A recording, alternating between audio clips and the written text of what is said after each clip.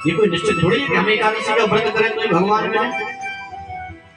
तो बोले बेटा तुम्हारे मन में क्या है? बोले महाराज अगर आज आपने हमसे एकादशी कराई तो गुरुदेव कसम ठाकुर जी की कल हम द्वादशी नहीं देख पाएंगे।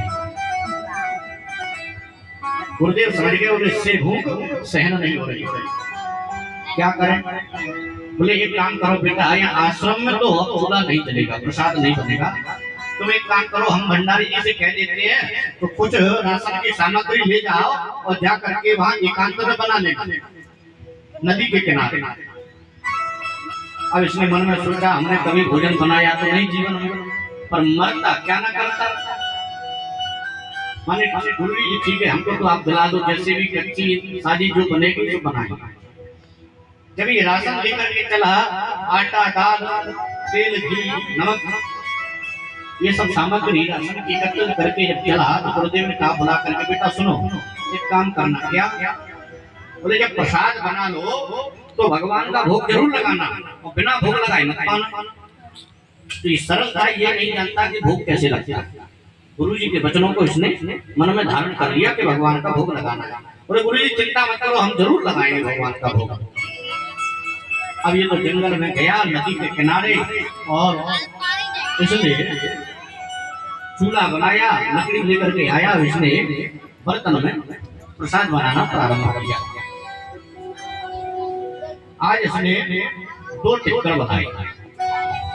कितने बनाए? 2 टिक्कर। बेचारे से जैसे भी बने आधे जल गए आधे कच्चे रह गए। और जैसे ही ये प्रसाद पाने के लिए बैठा तो इसको गुरुदेव की बात याद आ गई। और गुरुदेव की बात आई कि गुरुदेव ने कहा है कि भगवान का भोग लगाना, तो ये हाथ जोड़ करके बैठ गए और कहने लगा आओ प्रभु प्रसाद खाओ भगवान। अब ये मन में सोच रहा है कि भगवान आते होंगे प्रसाद पाते होंगे। अब इसको क्या पता, पर्दा लगा करके पुजारी जी केवल तुलसी का दल छोड़ते हैं, थोड़ा घंटी बजाते हैं और 3 बार ऊपर से जल का उसारा करके आचमन कराते हैं।